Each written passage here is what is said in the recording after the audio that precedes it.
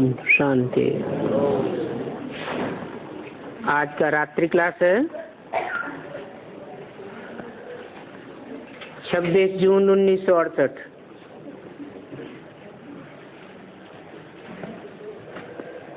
Garden of अल्लाह बनना है।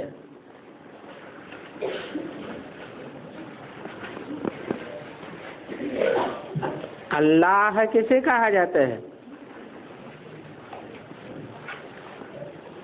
ऊंचे के ऊंचे को अल्लाह कहा जाता है, और ऊंचे से ऊंचा कौन है? शिव बाबा। क्योंकि परम धाम में तो ऊंच नीच की बात नहीं है, और परम धाम में गार्डन ऑफ अल्लाह की भी बात नहीं है।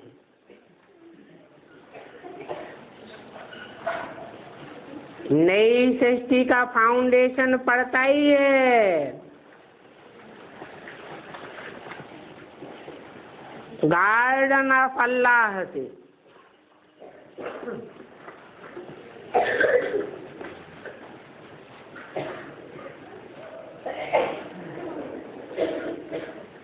गार्डन ऑफ फ्लावर और फॉरेस्ट ऑफ शैतान कहते हैं ना।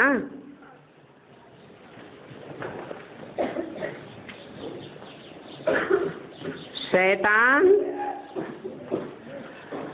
अर्थात डेविल, आसुरी संप्रदाय, भ्रष्टाचारी।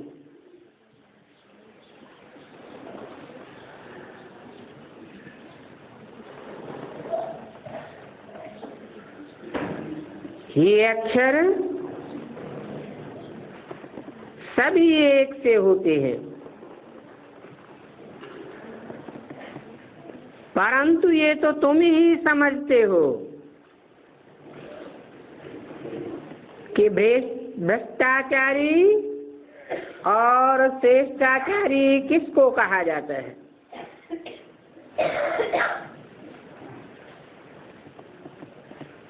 भ्रष्टाचारी जरूर भ्रष्ट कर्म करेंगे, भ्रष्ट कर्म होते हैं वो जो दूसरों को दुख देते हैं, और श्रेष्ठाचारी श्रेष्ठ कर्म करेंगे। श्रेष्ठ कर्म होते हैं वो जो दूसरों को सुख ही देते हैं,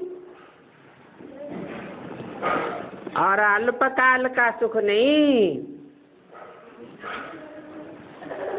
सदा काल का सुख देते हैं। तो उनकी स्मृति आती रहती है। सुख देने वाले की स्मृति आती है। दुखदाता रावण या शैतान थोड़े ही याद आता है।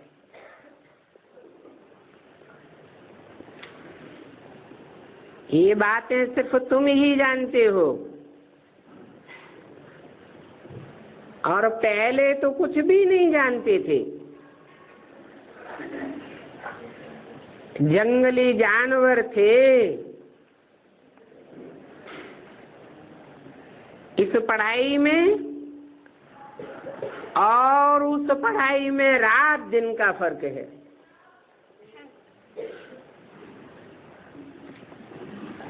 अभी हम अपनी गवर्नमेंट स्थापन कर रहे हैं, जिसे गार्डन ऑफ अल्लाह कहा जाता है। ये बात समझते जाओ।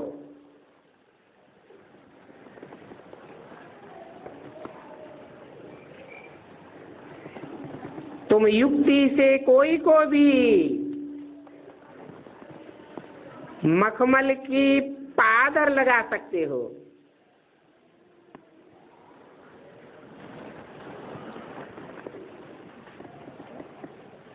कह सकते हो, परंतु अंदर में पक्का वार्ता करते रहो। निश्चयात्मक बुद्धि से बोलना चाहिए। पांडव और कौरव नाम तो है ना, पंडा के बच्चे पांडव, पंडयति अर्थात ले जाता है ठिकाने पर, उसको कहते हैं पंडा। और ऊंच से ऊंच ठिकाने पर ले जाने वाला है, उस पंडे के बच्चे तुम नंबरवार पांडव हो। कौरव नाम भी है, जरूर ऐसा काम किया है। कौवे को कहा जाता है। कौआ गंध करता रहता है, गंध खाता रहता है और काव काव करके गंध खाने वालों को ही बुलाता है। जो काव काव करता है उसको रव कहा जाता है। रव अर्थात शोरगुल। तो कौए शोरगुल बहुत करते हैं, परंतु गंध की दुनिया बनाते हैं। तुम पंडे तो रास्ता बताते हो, ऊंच से ऊंच शांति धाम और फिर सुख धाम जाने का।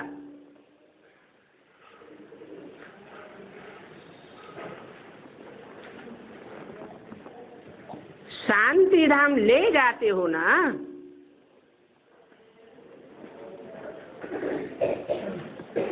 तुम्हारी तो प्रैक्टिकल बात भी है। प्रैक्टिकल शरीर के द्वारा किया जाता है, इसलिए बोला तुम बच्चे परम धाम को इस सृष्टि पर उतार लेंगे। संगठित योग बल की बात है।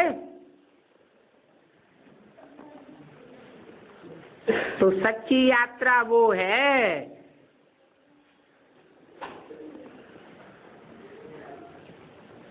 तुम ऐसे ऊंच से ऊंच तीर्थ के यात्री हो।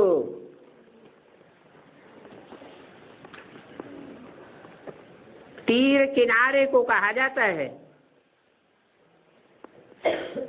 था स्थान को कहा जाता है। किनारे लगाने वाला स्थान अर्थात ठिकाने लगाने वाला स्थान। तुम्हारी बुद्धि ठिकाने लगती है तो तुम सब की बुद्धि को ठिकाने लगाते हो। ये तो जानते हो कि इस दुनिया में ऊंचे से ऊंचे तीर्थ कौन सा है?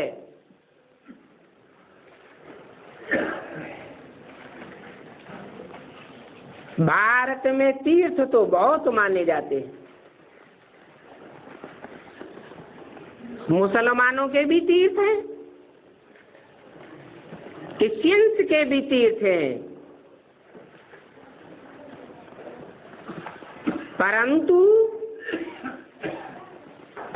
वहां सारी दुनिया की बुद्धि नहीं लगेगी। परंतु तुम जो ऊंचे से ऊंचे स्थान स्थापन करते हो वहां सारी दुनिया की बुद्धि को ठिकाना मिलेगा।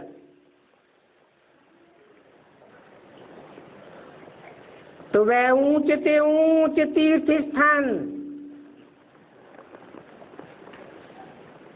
उसका नाम माउंट आबू कहा गया है।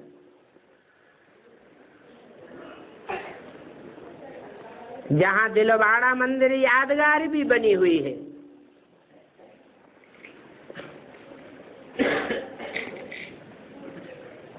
तीर्थ में मनुष्य किस लिए जाते हैं? समझते हैं तीर्थ में पवित्र बनने के लिए जाते हैं, वहां स्नान भी करते हैं। तुम्हारा तो ज्ञान जल का स्थान स्नान है और संगठित बुद्धि योग की शक्ति से तुम सब पवित्र बन जाते हो।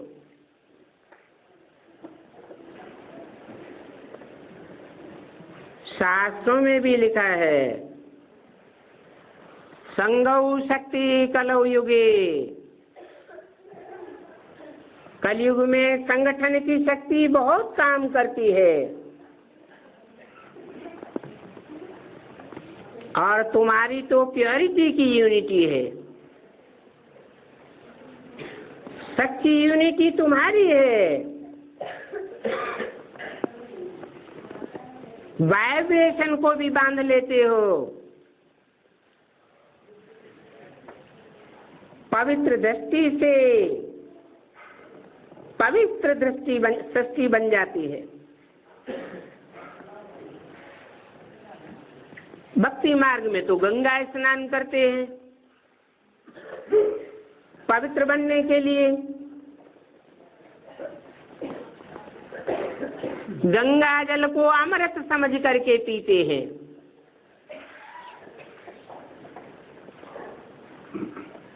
अभी वास्तव में ज्ञान गंगाएं तो ये बच्चियां बनती हैं।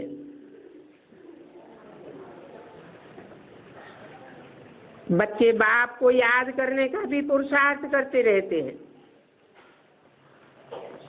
ज्ञान स्नान भी करते रहते हैं। अभी बच्चे सर्विस करके आए हैं। सच्ची सच्ची ईश्वरीय सेवा तो तुम बच्चे करना जानते हो। जिन जिन का पार्ट है वो ईश्वरीय सर्विस में लगे रहते हैं। आगे चल करके तुम देखेंगे सर्विस में बड़ी खुशी से मदद करते रहेंगे।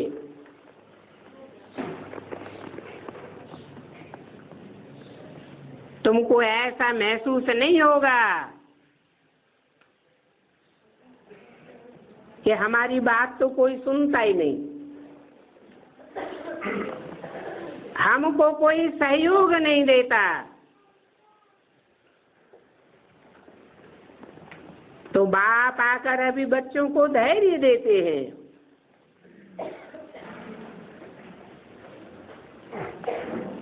धीरज धर मनुआ, धीरज धर, तेरे सुख के दिन आवेंगे।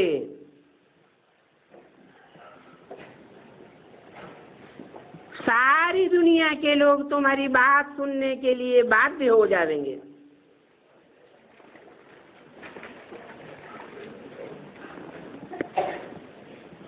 समझते तो हो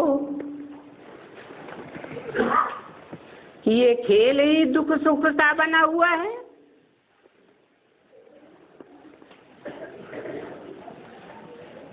और बाप दुख और सुख के संगम पर ही आते हैं।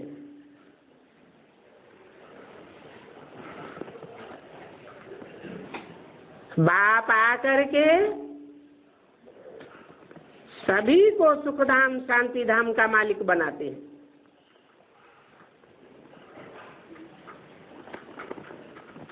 इस ड्रामा के राज को तुम बच्चे समझते हो।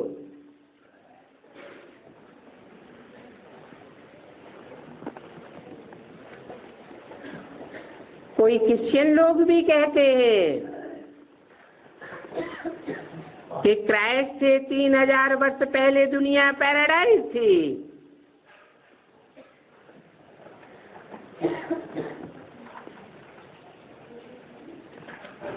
परंतु वंडरफुल बातें हैं शास्त्रों में, जो भारतवासियों ने इतने बड़े गपोड़े बैठ लगाए हैं। फिर आगे चल करके सच्चाई सिद्ध होती रहेगी। सारी वर्ल्ड की हिस्ट्री ज्योग्राफी रिपीट होती रहेगी।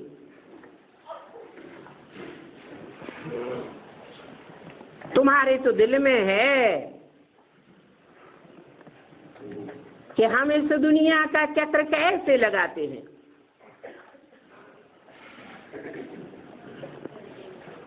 अभी ये ज्ञान तुम्हारे दिल में है, फिर सतयुग में जावेंगे तो ये ज्ञान नहीं रहेगा। वहां न ज्ञान होता है न भक्ति होती है।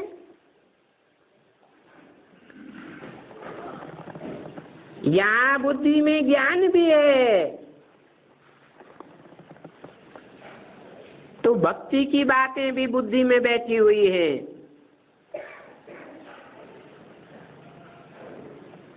भक्ति का फल है ज्ञान, और ज्ञान मिलता ही है संगम पर।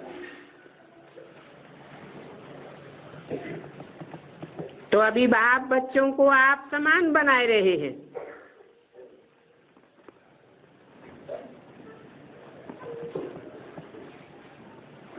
जो जो ब्राह्मण बनते हैं वो दुनिया के मुकाबले हाईएस्ट पोजीशन पाते हैं। तो समझो तुम्हारा है हाईएस्ट पोजीशन। क्या यादगार है?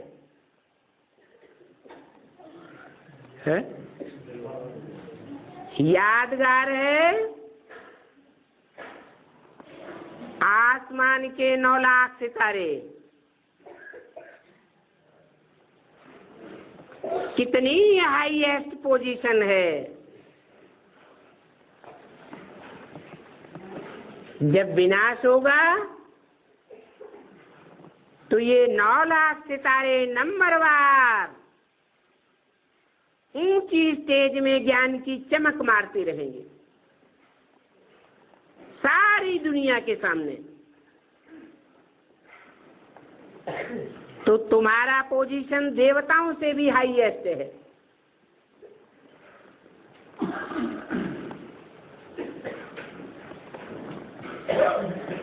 तुम्हारे हाईएस्ट पुरुषार्थ की पूजा होती है।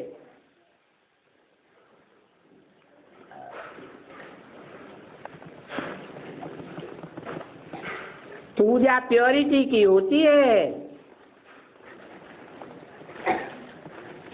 जितनी हाईएस्ट प्योरिटी की स्टेज को तुमने धारण किया है उतनी पूजा होती है। ये बात तो क्लियर है। अभी तुम्हारी बुद्धि में तो बैठा है पक्का कि हम इस सृष्टि रूपी रंगमंच के एक्टर्स हैं और इस रंगमंच से कोई भी बाहर नहीं जा सकता। हर एक एक्टर है, जितनी भी संख्या है। ये भी समझते हैं कि सतयुग में तो बहुत थोड़े मनुष्य होंगे।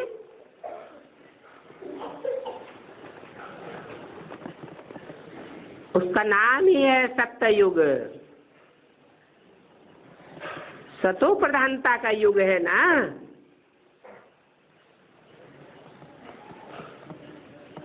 तमो प्रधानता और सतो प्रधानता।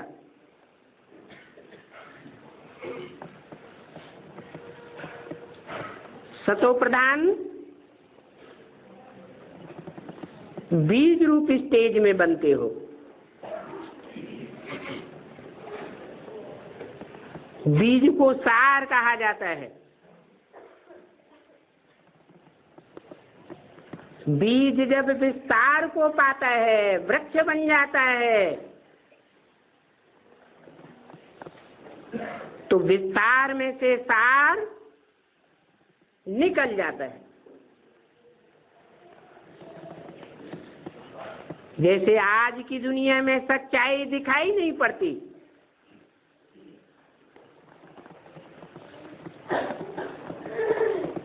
सारी दुनिया में झूठ ही झूठ फैला हुआ है।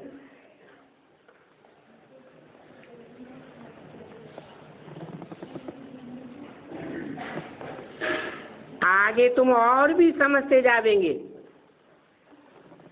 कि सतयुग में क्या क्या होगा।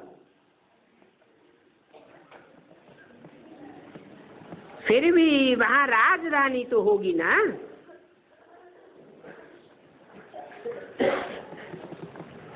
पहले पहले ये लक्ष्मी नारायण होंगे और इनकी फर्स्ट क्लास प्रजा भी पहले होगी। फिर बाद में second class, third class, fourth class प्रजा वृद्धि को पाती रहेगी। आगे चल के तुम प्रैक्टिकल में देखेंगे, तुम देखेंगे, वो नहीं देखेंगे। तुम बच्चे देखेंगे कि नई दुनिया में क्या क्या होता है।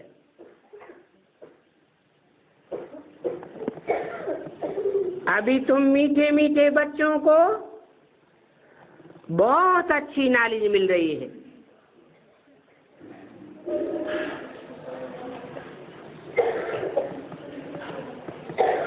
बाप डायरेक्ट पढ़ाते हैं ना। जब सारी दुनिया में ये नॉलेज फैलेगी तो सारी दुनिया को डायरेक्ट तो नहीं पढ़ावेंगे। एक मुख की सुनी हुई बात दूसरे मुख में बोली जाती है तो कुछ न कुछ बात में अंतर आ जाता है, बात बदल जाती है, भाव बदल जाता है।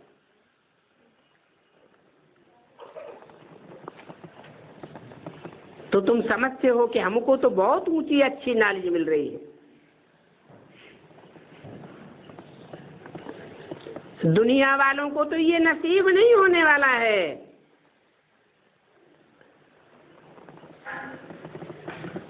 जो बच्चे समझते जाते हैं वो औरों को भी वृद्धि में लाते जाते हैं।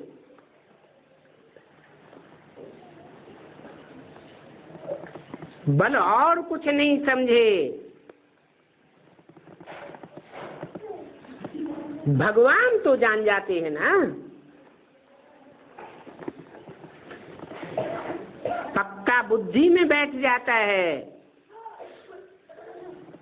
भगवान एक व्यापी है, सर्वव्यापी नहीं है। और ये भी जानते हो कि वो भगवान निराकार है। निराकार, निराकारी, निरहंकारी, निर्विकारी को कहा जाता है।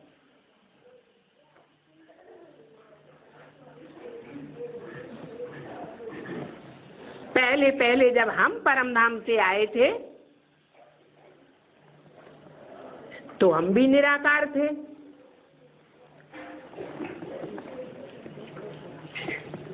इस सृष्टि पर आने के बाद 5 तत्वों के शरीर लेते लेते पंच तत्वों के संग के रंग में आते आते साकारी बुद्धि बन पड़ी। नहीं तो पहले हम भी निराकार, हमारा बाबा भी निराकार। फिर यहाँ इस सृष्टि पर आकर के पार्ट बजाते हैं।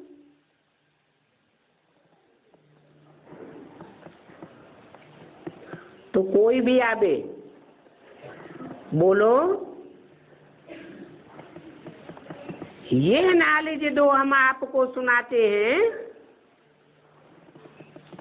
ये दुनिया में और कहाँ भी किसी को नहीं मिलेगी।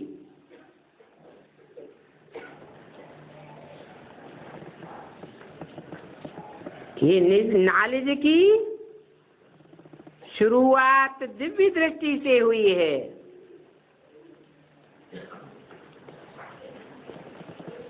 तो कहेंगे दिव्य दृष्टि से बनाई गई, नहीं तो हम तो जट बुद्धि पत्थर बुद्धि थे। इन चार मुख्य चित्रों में सारा नॉलेज भरा हुआ है। और ये चित्र भी दिव्य दृष्टि से बनवाए गए थे।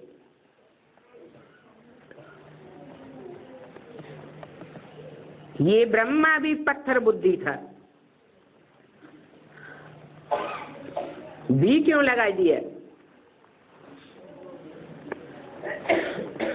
अकेला यह ब्रह्मा की बात नहीं है। ब्रह्मा को तो चतुरानन पंचानन कहा जाता है। तो जो भी ब्रह्मा का पार्ट बजाने वाली आत्माएं हैं, वो सब नंबरवार पत्थर बुद्धि बनती है।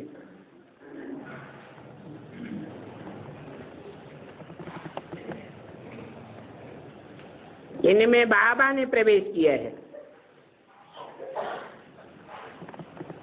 फिर पारस बुद्धि बनना है। ये बात कहने में कोई हर्जा नहीं है। तुम कोई को भी कह सकते हो। जट बुद्धि पत्थर बुद्धि को पारस बुद्धि बनाने के लिए बाप ने प्रवेश किया है।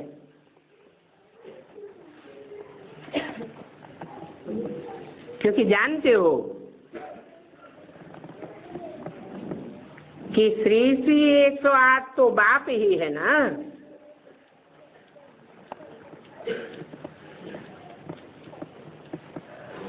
जिसकी यादगार में सब धर्म की आत्माएं माला घुमाती हैं, माला के मणकों को स्मरण करती हैं। ऐसा श्रेष्ठ माला रूपी संगठन बाबा ने ही बनाया है।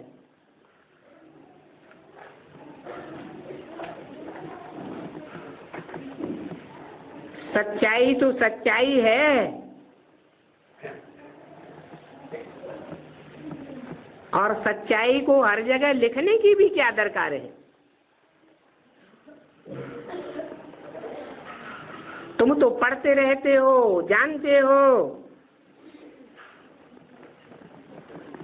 तुम बच्चों की बुद्धि में रहना है कि हमको शिव बाबा पढ़ाते हैं। जिनको शिव बाबा डायरेक्ट पढ़ाते ही नहीं, उनकी बुद्धि में तो बैठेगा भी नहीं। पढ़ाने वाले टीचर की याद तो आती है ना।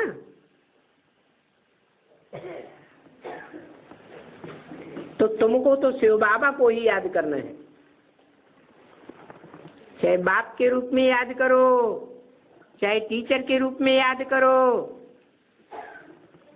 चाहे बुद्धि की सदगति करने वाले सदगति दाता गुरु को याद करो। पर्सनालिटी तो एक ही है, जाति तो कुछ नहीं है, क्योंकि सर्वव्यापी तो है नहीं, एक व्यापी ही है ना।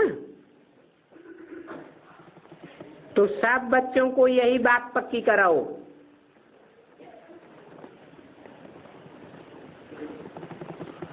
बहुत अबलाएं हैं, तन से भी अबला हैं।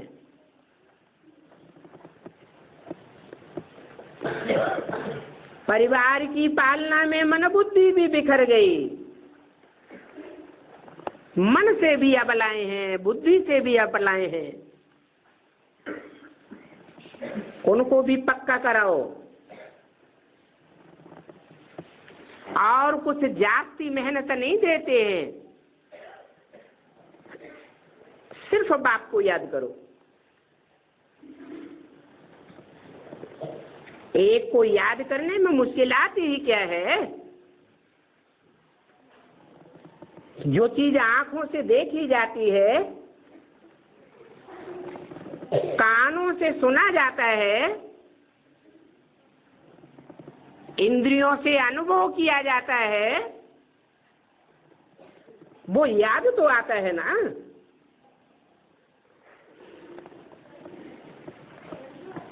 फिर दैवी गुण भी धारण करो। दैवी गुण जितना जितना धारण करते जावेंगे,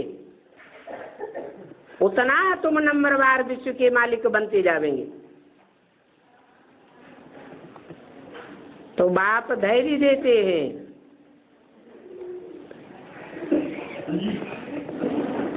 और 21 जन्म तो क्या, 40-50 जन्म भी तुमको दुख नहीं होगा।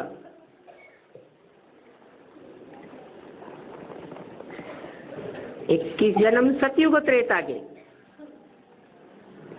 और 21 जन्म द्वापर के, 42 जन्म तो यही सुख के हो गए। फिर जब दुनिया तमो प्रधान बनती है, तब संग का रंग जास्ती लगता है।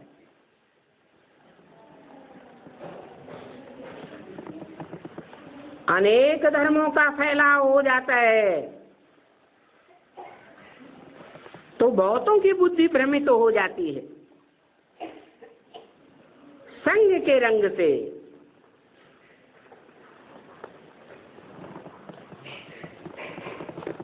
और फिर पुरानी तमो प्रधान दुनिया में कितना काल का डर रहता है। नई दुनिया में तो काल को आने का दुख ही नहीं।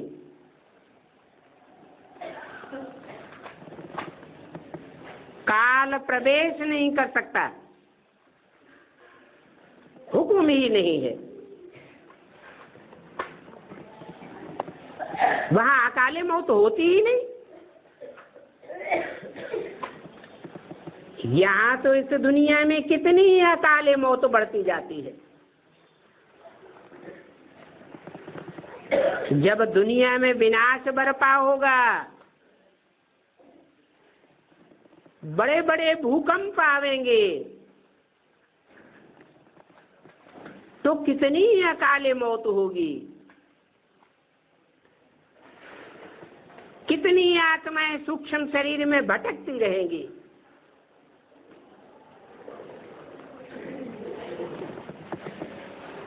तुम बच्चे तो सतयुग में खुशी से गर्भ में जावेंगे, खुशी से शरीर छोड़ेंगे। ये प्रैक्टिस बाप तुमको यहाँ कराते हैं। इसलिए कहते हैं अपन को आत्मा समझ, बाप को याद करो, तो तुम्हारे पाप कर्म भस्म हो जाएंगे और तुम सदा काल के लिए आत्म की स्थिति में स्थित हो जाएंगे। अभी 63 जन्मों के पाप कर्म भस्म नहीं हुए हैं, इसलिए दुखों की रील बार बार घूमती रहती है। तुम बार बार प्रैक्टिस करते हो कि हम बाप को ही याद करें, परंतु वो पाप कर्म पीछे लगे हुए हैं, बाप को याद नहीं करने देते।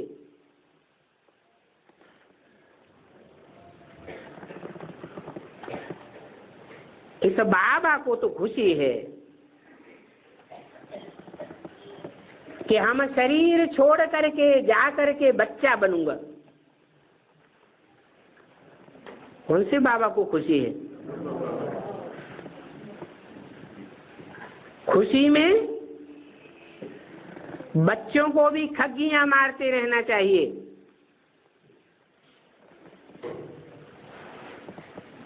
और तुम ब्राह्मण तो हो सबसे ऊंचे, क्योंकि तुमको बाप पढ़ाते हैं।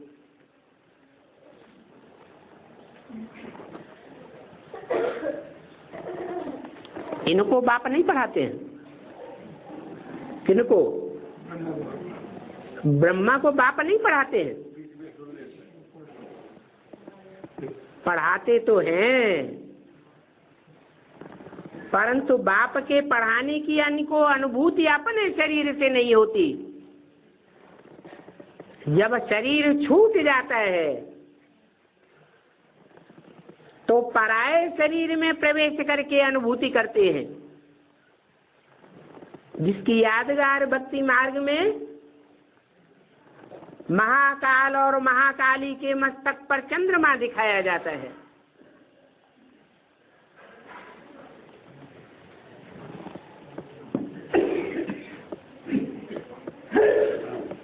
तो बाप बताते हैं तुम सबसे ऊंचे ब्राह्मण हो। ब्राह्मणों की भी कुरियां होती हैं। ऊंची कुरी का ब्राह्मण, नीची कुरी का ब्राह्मण। तो तुमको वह ऊंचे से ऊंचे ब्राह्मण बनने का नशा होना चाहिए।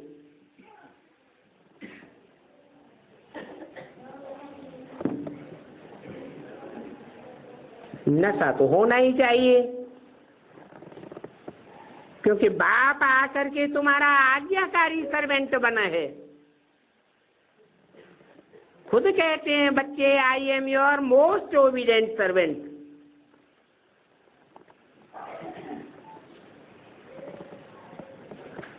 सर्वेंट बनते हैं तब तो तुम बच्चों को आकर नमन करते हैं।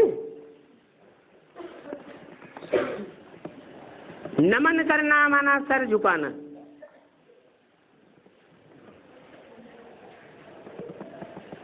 नहीं तो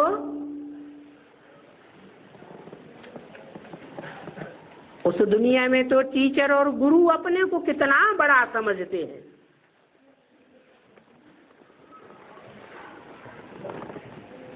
बाप तुम बच्चों को नमस्ते करते हैं। बाप बच्चों के आगे बढ़ाई क्या दिखावेंगे?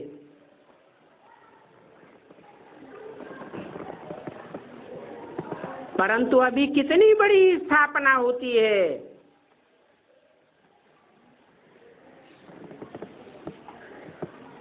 उस स्थापना के लिए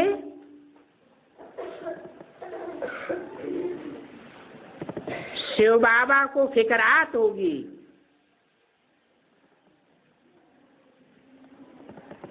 और इनका तो सत्य बाबा के साथ कितना नजदीक में संग है। किनका? ब्रह्मा बाबा का कितना नजदीक संग है?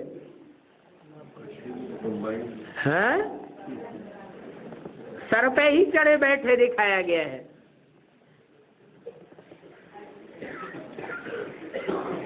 बेसिक नॉलेज में भी सबसे पहले कौन सुनते थे? ब्रह्मा बाबा के ही कान सबसे पहले सुनते थे।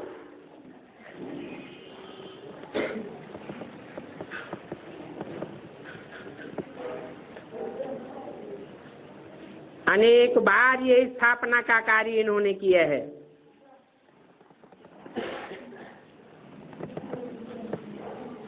उनके संग में यह भी समझते हैं।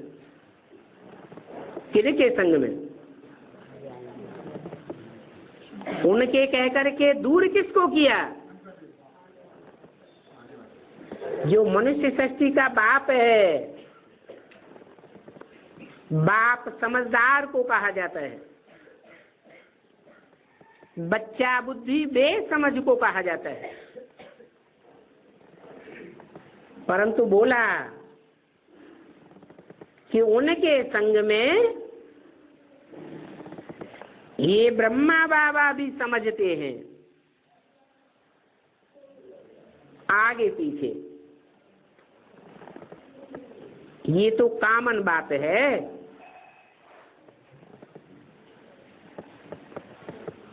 जैसे कल्प पहले स्थापना हुई थी और जो भी विघ्न आदि पड़े थे वो तो फिर भी पड़ेंगे। इन विघ्नों को साक्षी होकर के देखना है, अवस्था खराब नहीं करनी है। विघ्नों को साक्षी होकर नहीं देखेंगे तो अवस्था खराब होती रहेगी। कदम कदम पर बाप की श्रीमत पर चलना है।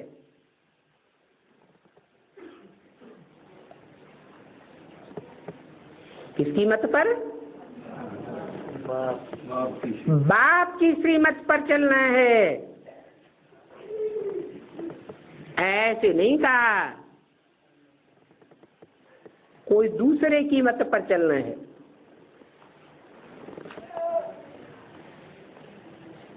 बाप को फॉलो करो। किस बात में? सीमत अर्थात आज्ञा।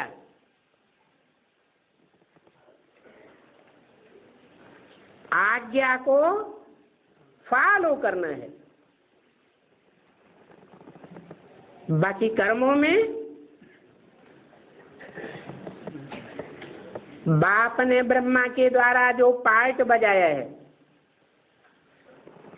उन कर्मों को फॉलो करना है।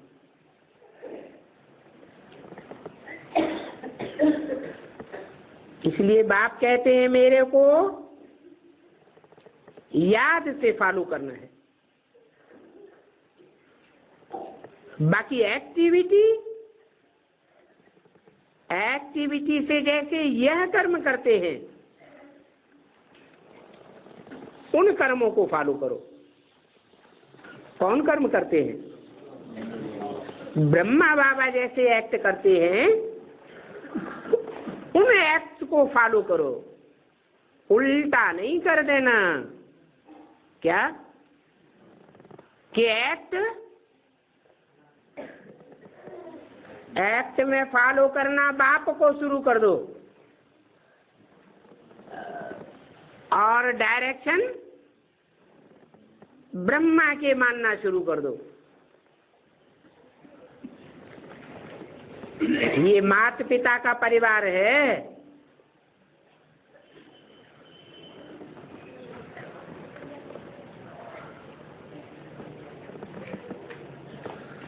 काम बटा हुआ है। तुमने जाना कि ये ब्रह्मा बाबा तो कब किसी को गुस्सा नहीं करते।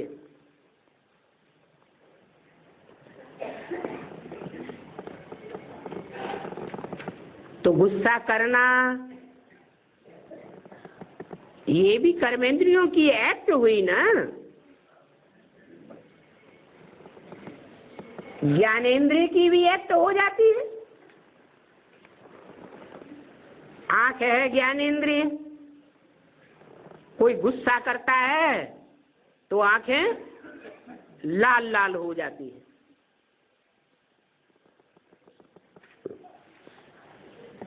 कर्मेंद्रियों से मारपीट भी करने लग पड़ते हैं।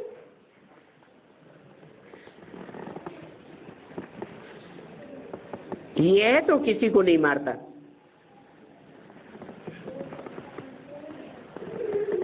ये तो सदैव प्यार से ही समझाते रहते हैं।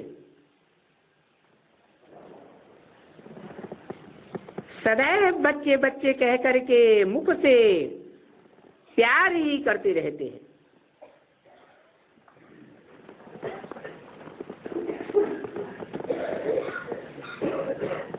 तो प्यार ही प्यार देने से बच्चे सुधर गए क्या?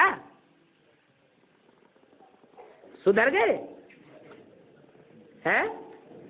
बिगड़ते बिगड़ते यहाँ तक बिगड़ गए कि जिसने जीवन भर प्यार दिया और जीवन भर बच्चों ने उससे प्यार लिया, उसी का हाथ फेल करने के निमित्त बन जाते हैं बच्चे।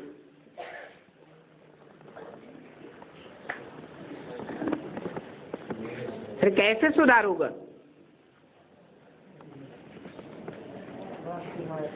तो बोला फिर बच्चों को शिक्षा भी देनी होती है।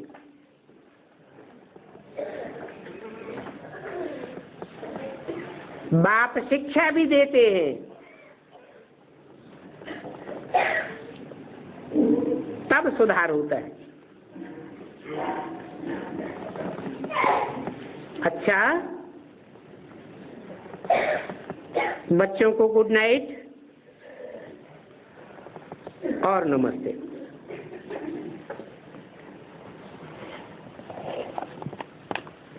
ओम शांति।